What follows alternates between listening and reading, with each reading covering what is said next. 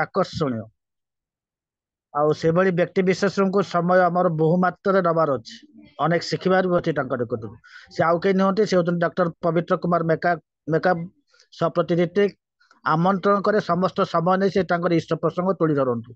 जय गुरु डॉक्टर सार जय गुरु। जय गुरु जय गुरु। जय गुरु उपाधि आज्ञा। उपरे उपाधि दे चलीच आउ किसी तो कथा नहीं। जय गुरु। आमर सत्संग सर केत आप 40 पर्यंत कहतु कंप्रोमाइज करदबा 7:30 आज्ञा ध्वनि कंप्रोमाइज शेष करवा सुधा। प्रोग्राम आज्ञा आज्ञा लिखिं 90 मिनिट 90 मिनिट 6टा 1 ରୁ 7ଟା 1 घंटाए 7ଟା 31 90 मिनिट हो गला आ कंप्रोमाइज करिया ठाकुर काम सहित अपन चलो तो ये तो हमर मजे नेट प्रॉब्लम सही जाइछि ना तापरे ना ना कौन जहाँ देइचंते आपण माने कौन प्रोग्राम ए अनुसार कनसाइन जहाँ ठाकुर सब। पाखरे आज्ञा आज्ञा आज्ञा जय गुरु जय गुरु। जय गुरु आज्ञा। परम दयाल जोग पुरुषोत्तम श्री श्री ठाकुर परमाराध्या जगत जननी श्री श्री बड़मा परम पूज्यपाद प्रभुपाद जोगाचार्य श्री श्री बरदा परम पूज्यपाद परम इष्टवाही श्री श्री आचार्य देव समस्तंकर श्रीपाद पंकजरे मोर अनंत कोटि भक्तिपूर्ण प्रणाम निवेदन करछि। परिवार समस्तंकर श्रीपाद पंकजरे मोर अनंत कोटि भक्तिपूर्ण प्रणाम निवेदन मध्य करुछि। आज ये भक्ति तरंग आनुकूल्य रे आभासी सत्संग ए सत्संग युक्त सत्संग को सुंदर भाव में परिचालना करुवा आज परिचालक संचालक ए आभासी सत्संग अध्यक्ष सत्संग युक्त अन्य समस्त गुणी ज्ञानी वरिष्ठ विज्ञ प्राज्ञ अभिज्ञ ऋतिदेवता मंडली अध्यक्ष राजक कर्मी मंडली प्राण गुरुभाता मंडली भक्तिमती स्नेहमयी जननी कूल सत्संग प्रेमी सत्ता प्रेमी समस्त सज्जन मंडली छोट पिलाए समस्त मोर अंतर जय गुरु निवेदन करी। आज मोर परम सौभाग्य मु पुनराय ये भक्ति तरंग आनुकूल्य परम पिता भाव किसी समय भावायित हवाई अपूर्व सुजोग लाभ कर सुजोग आपण मैंने मत प्रदान कर अहोभाग्यर अधिकारी हो उठी जो मानकर पुत प्रचेषार साधु उद्यम कार्य आगक जाऊँगी परम पिता से व्यक्तिगत जीवन चारिक जीवन पर्यंत सर्वकुशल विधान करंतु विश्व शांति रहू प्रभुंर श्रीपाद पंकज मोर यही प्रार्थना जाऊ सीधा सड़क विषय भित्तिक आलोचना आज विषय अच्छी आकृतज्ञता आकृतज्ञता ना अकृतज्ञता सेटा आटा भूल हो जाइए विषय वस्तु स्थिर करमर कार्य मान कर्ता माने अकृतज्ञता यार उपरे आलोचना रखिंट बहु दिग दे ए विषय आलोचना कर बहु किसी तथापि समय दृष्टि आम विचार करवा ये जो शब्द लिखा जाइए अकृतज्ञता यार उपरे आलोचना करवा ये अकृतज्ञता बोले आम कौन बुझा दया करवा बुझा ना अन्य को साहाय्य करवा बुझा माने समस्ते शब्दटा को शुणु शुणु मन भितर आम जानी सारे अकृतज्ञतार अर्थ कौन यदि किए पचार अकृतज्ञतार अर्थ कौन सहज भाव कहले बुझा पड़े जड़े जहा ठारू साहाय्य पाए उपकार पाए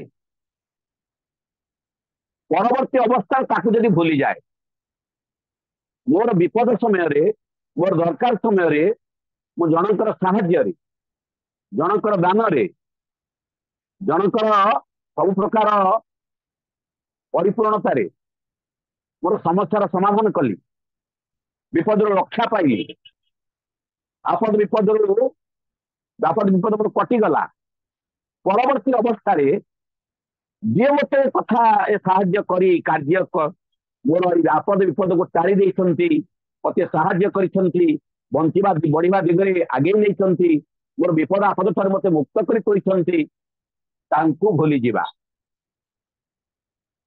एटा होची अकृतज्ञता अकृतज्ञतार अन्य नाम होची कृतघ्नता अकृतज्ञतार अन्य नाम होची कृतघ्नता ठाकुरंकर दृष्टि रे मनीष जीवन रे अनेक दिग दे मनीष रक्षा पाइबारु पतित हुए आ रक्षा पाइबारु पतित हेबा को कहा जाए पाप ଯାହା କରିଲେ ମଣିଷ ରକ୍ଷା ପାଇବାରୁ ପତିତ ହୁଏ ତାହା ହିଁ ପାପ।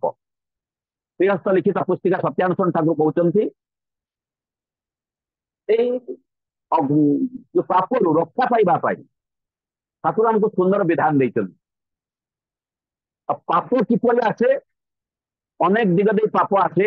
ତା ମଧ୍ୟରୁ ସର୍ବପ୍ରଥମ ସର୍ବଶ୍ରେଷ୍ଠ ଦିଗ ହଉଛି ଗୋ ବିଟୁଇନ୍।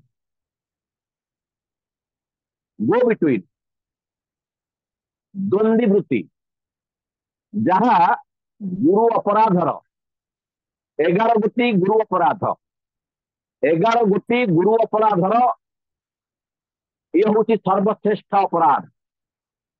এই ଗୋ ବିଟୁଇନ୍ ଦିଗ ଦେଇ ମଣିଷ କଥା ଦେଇ କଥା ନ ରଖିବା, এই ଦିଗ ଦେଇ ମଣିଷ ଜୀବନରେ ସବୁ ପ୍ରକାର ପାପ ଓହ୍ଲେଇ ଆସେ।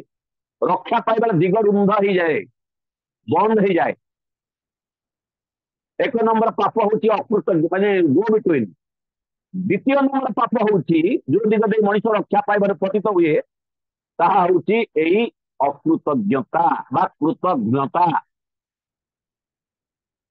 ଯାହାର ଦୟାରେ ବଞ୍ଚୁଛେ ବଢୁଛେ, ଯାହା ପାଇଁ ମଣିଷ ଜୀବନ ଧାରଣ କରିଛି, ଯାହାର ଖାଉଛି, ଯାହାର ପିଉଛି, ଯାହାର ସବୁ କିଛିକୁ ପାଥେୟ କରିକି ଜୀବନକୁ ଅତିବାହିତ କରିବା ପାଇଁ ସକ୍ଷମ ହେଇଛି, ତାକୁ ଭୁଲିଯିବା, ଏଇଟା ହଉଛି ଅକୃତଜ୍ଞତା ବା କୃତଜ୍ଞତା।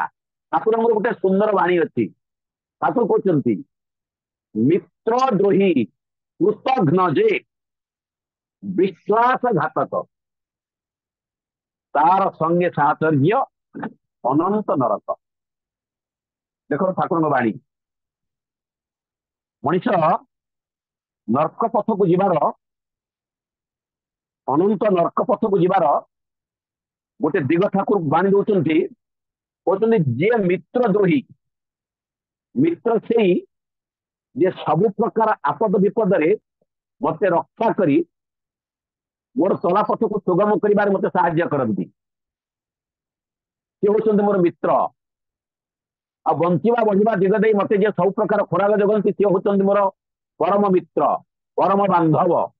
ସେଥିପାଇଁ କୁହାଯାଏ ପରମ ପିତାଙ୍କ ନିକଟରେ ପ୍ରାର୍ଥନା, ତୁମେଇବ ମାତାସ୍ଥ ପିତା ତୁମେଇବ, ତୁମେଇବ ବନ୍ଧୁସ୍ଥ ସଖା ତୁମେଇବ, ତୁମେଇବ ବିଦ୍ୟା ଦ୍ରବିଣଂ ତୁମେଇବ, ତୁମେଇବ ସର୍ବଂ ମମ ଦେବ। ତୁମେ ମୋର ବନ୍ଧୁ ମିତ୍ର, କାରଣ ମୋର ଆପଦ ବିପଦ ବେଳେ ମୁଁ ରକ୍ଷା ପାଇବା ପାଇଁ ଯାହା ଦରକାର, ଯେଉଁ ଧାରା ଦରକାର, ଯେଉଁ ବିଧାନ ଦରକାର, ଯେଉଁ ଚିନ୍ତା ଦରକାର, ଯେଉଁ ଚେତନା ଦରକାର, ଏଇଥିରେ ମତେ ଯିଏ ପରିଚାଳିତ କରନ୍ତି, ଏଇ ଦିଗରେ ମତେ ଯିଏ ପ୍ରବାହିତ କରାଇ ନେଉଛନ୍ତି, ସିଏ ହଉଛନ୍ତି ମୋର ପରମ ମିତ୍ର, ପରମ ବାନ୍ଧବ, ପରମ ସଖା, ଜୀବନର ଦାତା, ଜୀବନର କର୍ତ୍ତା, ହର୍ତ୍ତା କର୍ତ୍ତା ଦୈବ ବିଧାତା ସବୁ କିଛି ପ୍ରିୟ ପରମ ପୁରୁଷୋତ୍ତମ।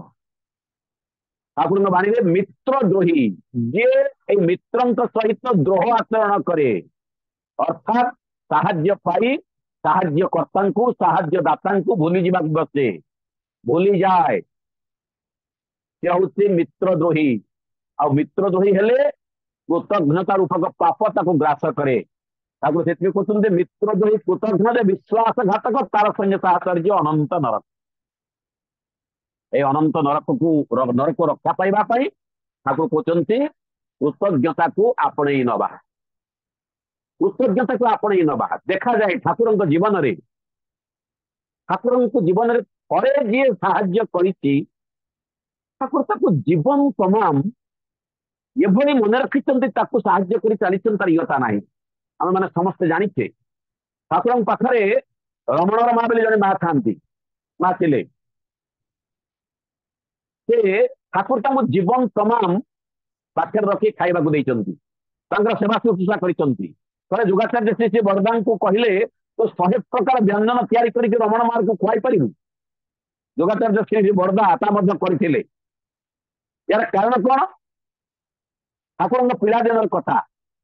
ଠାକୁରଙ୍କର ପରିବାରରେ ସେତେବେଳେ ଟିକେ ଏତେ ଆର୍ଥିକ ସ୍ୱଚ୍ଛଳତା ନଥାଏ, ଟିକେ ଅଭାବ ଦେଇକି ଠାକୁରଙ୍କ ପରିବାର ଗତି କରୁଥାଏ। ସେତେବେଳେ ମାତା ମନମୋହିନୀ ଦେବୀ ସମସ୍ତ ପ୍ରତିକୂଳତାକୁ ସମ୍ମୁଖୀନ ହେଇକି ଆଗକୁ ଚାଲିଥାନ୍ତି।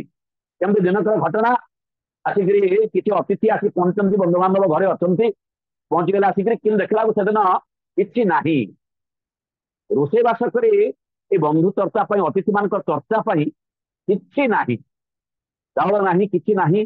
कौन करा पैसा भी नहीं पाखे माता मनमोहन देवी बड़ चिंतार बसी पड़ते गुरुदेव पाखे जाकि प्रणाम करुँच मत रक्षा करे बोली ये आपद विपद ये विपद मत रक्षा करे बोली माता मनमोहन देवी प्रार्थना करुँच ठाकुर सब नीरव सब देखुंट एपट सेपट होती समय रमण मां बयस खूब कम था पाखे घर ठाकुर घर पाखे अनति दूर घर थाए से ठाकुर घर को आसी था ए घटना से देखिले एमती अवस्था ठाकुर घर ये अवस्था कि कहले बाहरी गले घर भीतर चली गले कि समय पर गोटे टोके टोके जिनिस पनी परिबा डाली चाउल लुण जहाँ जहाँ दरकार समस्त अतिथि मान चर्चा पाई सब धरिकी पहुंची गले रमणर माँ ठाकुर घरे थोईदे ठाकुर माँ को डाक कहते नियो आज अतिथि चर्चा कर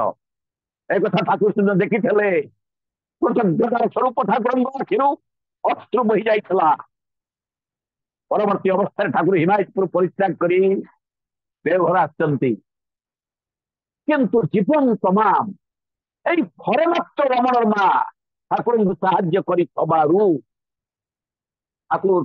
जीवन तमाम से पाखे रखी परिचर्या कर चलते खाइबा पीवा को दे जिते प्रकार मिठा सब मगेकी ठाकुर रमण मां खाइबा को देवे कहते जोगाचार्य शिशु बड़वा के माध्यम 100 प्रकार व्यंजन तैयारी करी रमण मां को खाइबा को देवे माने कितने प्रकार रे कितने भाव ठाकुर रमण मां को पाखरे कृतज्ञता प्रकाश करछंती आपण माने भाबिले देखी एमती बहु उदाहरण रही ठाकुर जीवन में कृतज्ञतार निदर्शन बहु बहु बहु भाव रही सत्संग समय सीमित निर्धारित समय आम सत्संग सारिबा सत्संग समय हो जाइए आज कृतज्ञतार विषय को ये रखी मोर वक्तव्य सान करुच्ची जय गुरु समस्त